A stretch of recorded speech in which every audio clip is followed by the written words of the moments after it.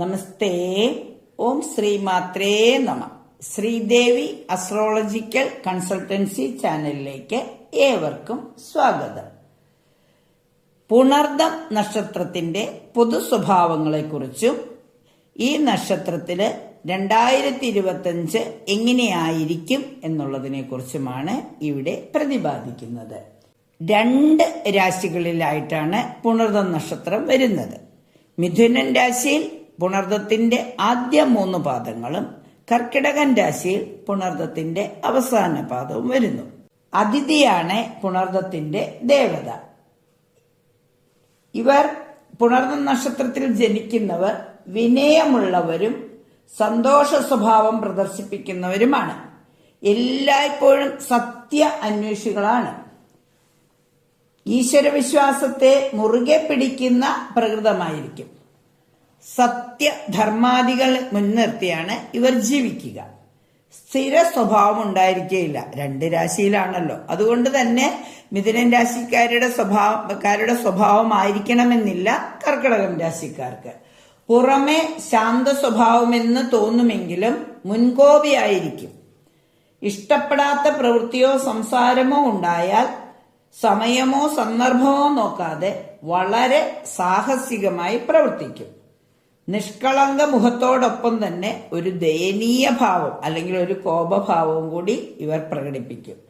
ആരോഗ്യപരമായി മെച്ചമാണെങ്കിലും ജീവിതത്തിലെ ചെറിയ മാറ്റങ്ങൾ പോലും ഉൾക്കൊള്ളുവാൻ ഇവർക്ക് സമയമെടുക്കും. ആദ്യത്തെ 25 വയസ്സ്, അതായത് പ്രായം 25 വയസ്സ് വരെ, ബാല്യം മുതൽ 25 വയസ്സ് വരെയുള്ള കാലഘട്ടം പലവിധ ബുദ്ധിമുട്ടുകളെ തരണം ചെയ്യേണ്ടി വരും.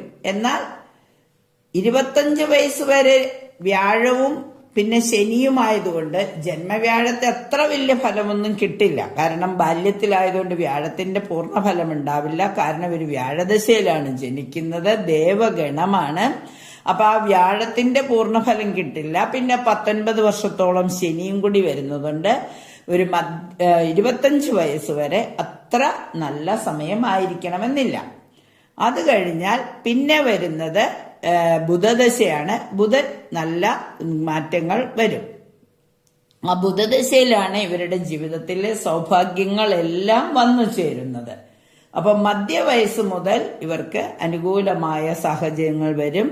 അപ്പം ഗുരു, ശനി, ബുധൻ, കേതു, ശുക്രൻ ഇങ്ങനെ പോകുന്നു ഇവരുടെ ദശാകാലം. ബന്ധുക്കളോട് പ്രത്യേക, മാതാപിതാക്കളോടും ബന്ധുക്കളോടുമൊക്കെ ഇവർ പ്രത്യേക താല്പര്യവും സ്നേഹവും ബഹുമാനവും ഒക്കെ പ്രകടിപ്പിക്കും. എന്നാൽ അവരിൽ നിന്നും ഈ നക്ഷത്രക്കാർക്ക് വലിയ ഗുണമൊന്നും ലഭിക്കാൻ ഇടയില്ല. ശരീരസുഖവും ഇന്ദ്രിയ സുഖവും കാക്ഷിക്കുന്നവരായിരിക്കും. എല്ലാവരോടും സഹകരണഭാവം കാണിക്കുമെങ്കിലും ആത്മാർത്ഥത അല്പം കുറവായിരിക്കും. കലാപരമായ പ്രവർത്തനം, പ്രസിദ്ധീകരണം, സാമ്പത്തിക രംഗം, ആതുര സേവനം എന്നീ മേഖലകളിൽ വിജയസാധ്യതയുണ്ട്.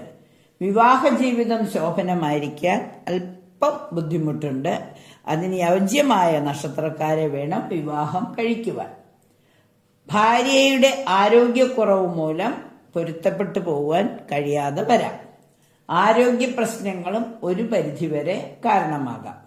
പുനർവിവാഹത്തിനും യോഗം കാണുന്നു. ഈ നക്ഷത്രത്തിൽ ജനിച്ച സ്ത്രീകൾക്ക് ആരോഗ്യക്കുറവ് മാത്രമല്ല, സംസാരം നിയന്ത്രിക്കാൻ കഴിയാത്തൊരു സ്വഭാവവും ഉണ്ടാവാം. അതുമൂലം അനാവശ്യമായ പ്രശ്നങ്ങൾ വന്നു ചേരാനും യോഗം കാണുന്നു. വ്യാഴത്തിൽ ജനിച്ചിരിക്കുന്നതുകൊണ്ട് മഹാവിഷ്ണുവിന് നെയ്വിളക്ക് തെളിക്കുന്നതും പുഷ്പാഞ്ജലി, തുളസി മാല സമർപ്പിക്കുന്നതും പുഷ്പാഞ്ജലി കഴിക്കുന്നതുമൊക്കെ ഈ നക്ഷത്രക്കാരുടെ പൊതുവായിട്ട് വ്യാഴാഴ്ചകളിൽ അന്നദാനം നടത്തുന്നത്, ശ്രീരാമസ്വാമിക്കും ശ്രീകൃഷ്ണസ്വാമിക്കും തുളസിമാല ചാത്തുന്നത് ഒക്കെ, ആഞ്ജനേയ സ്വാമിയെ പ്രാർത്ഥിക്കുന്നതൊക്കെ കൂടുതൽ ഗുണഫലങ്ങൾ മിഥുനൻ രാശിയിലുള്ളവർക്കുണ്ടാകും. കർക്കിടകൻ രാശിയിലുള്ള പുണർദം നക്ഷത്രക്കാർക്ക് അവരുടെ രാശിനാഥയായ ചന്ദ്രനെ, അതായത് ദുർഗാദേവിയെ പ്രാർത്ഥിക്കുന്നതും അതുപോലെ തന്നെ ദുർഗാ സപ്തശതി അല്ലെങ്കിൽ നാരായണീ സ്തുതി നിത്യം ജപിക്കുന്നതും സന്താനങ്ങളെ കൊണ്ടൊക്കെ ഗുണങ്ങൾ അനുഭവിക്കുന്നതിന് സഹായകമാകുന്നു. കർമ്മത്തിൽ അഭിവൃദ്ധി ഉണ്ടാകാനും ഗുരുവായൂരപ്പനെ പ്രാർത്ഥിക്കുന്നത് വളരെ നന്നായിരിക്കും. 2025 ഇവരുടെ ഫലങ്ങൾ.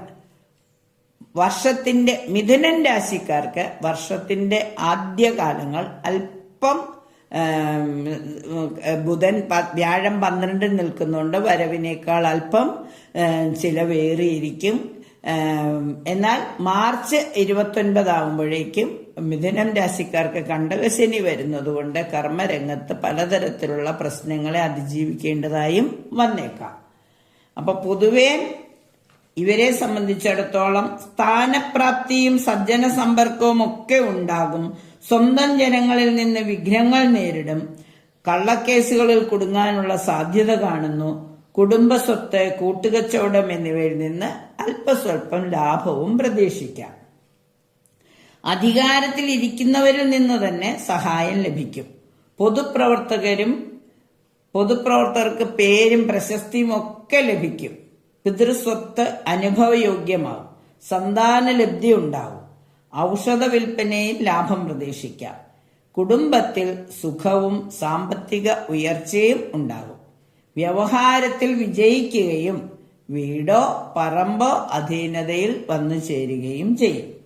ഉദ്യോഗത്തിൽ സ്ഥലം മാറ്റം ഉണ്ടായേക്കാം.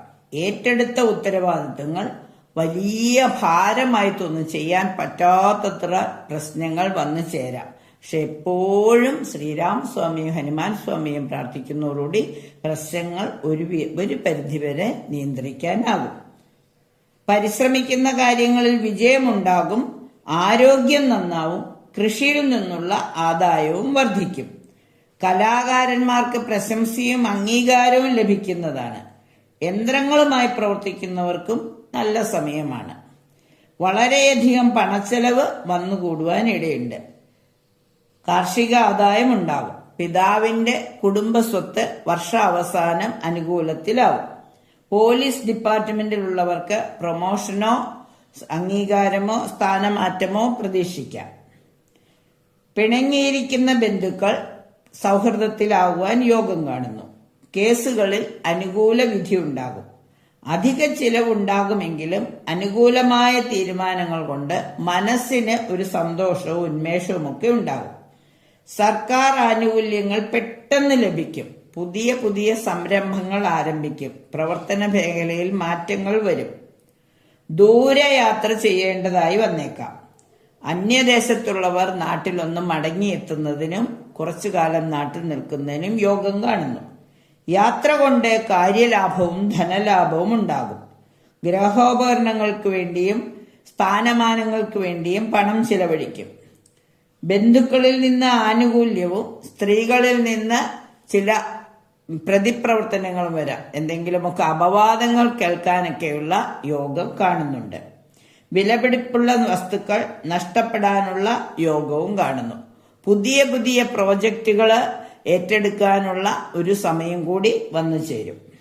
കരാറുകാർ, വ്യാപാര ലൈസൻസ് ആവശ്യമുള്ളവർ ഇവർക്കൊക്കെ പുതിയ സംരംഭങ്ങൾ ഏറ്റെടുക്കുവാനുള്ള അവസരം ലഭിക്കുന്നതാണ്. കുടുംബത്തിൽ നിസാര കാര്യങ്ങൾക്കായി കലഹങ്ങൾ വന്നു ചേരാം. വാഹനപരമായി ബന്ധപ്പെട്ടവർ വളരെ ശ്രദ്ധിക്കണം. അപകടങ്ങൾ ഉണ്ടാവാനുള്ള സാധ്യത വളരെ കൂടുതലാണ്. ഉന്നത വ്യക്തികളുമായി പരിചയപ്പെടുന്നതിനും അവർ വഴി ഉദ്യോഗത്തിൽ സ്ഥാനമാറ്റങ്ങൾ വരുന്നതിനും ഇടയാകും. പല പ്രതീക്ഷകളും ഫലവത്താകുന്ന കാലമാണ്. സന്താനങ്ങളുടെ വിദ്യാഭ്യാസ കാര്യത്തിൽ പുരോഗതി ഉണ്ടാവും.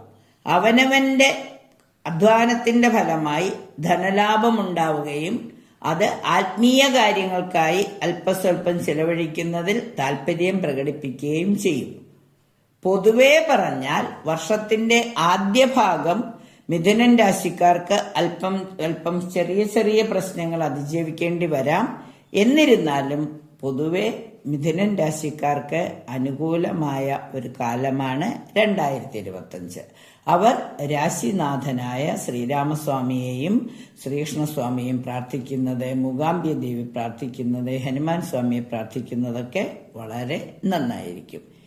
എന്നാൽ കർക്കിടകൻ രാശിയിലുള്ള പുണർദം നക്ഷത്രക്കാർക്ക് അഷ്ടമശനി തീരുന്നു എന്നുള്ളൊരു സന്തോഷമുണ്ടാകുമെങ്കിലും വ്യാഴം 12ലേക്ക് മെയ് മാസത്തിൽ വരുന്നതുകൊണ്ട് ആഗ്രഹിക്കുന്ന രീതിയിൽ കാര്യങ്ങൾക്ക് ചെറിയ ചെറിയ തടസ്സങ്ങൾ വരുമെങ്കിലും ദുർഗാദേവിയെ പ്രാർത്ഥിക്കുന്നതോടെ മഹാവിഷ്ണുവിനെയും പ്രാർത്ഥിക്കുമ്പോൾ, നാരായണീ സ്തുതി ജപിക്കുമ്പോൾ, ദേവീ മഹാത്മ്യം പ്രാർത്ഥിക്കുമ്പോൾ, ദേവീ മഹാത്മ്യം കയ്യിൽ കൊണ്ടു നടക്കുന്നത് പോലെ ഒരു വലിയ അനുഗ്രഹമാണ്. ലളിതാംബികയുടെ എല്ലാ അനുഗ്രഹവും എപ്പോഴും ഇക്കൂട്ടർക്കുണ്ടാകും. അപ്പം മിഥുനൻ രാശിയിലായാലും കർക്കിടകൻ രാശിയിലായാലും എല്ലാ സൗഭാഗ്യങ്ങളും അനുഭവയോഗ്യമാകട്ടെ എന്ന് ആശംസിച്ചുകൊണ്ട്, പുതുവത്സരം ആശംസിച്ചുകൊണ്ട് നന്ദി, നമസ്കാരം.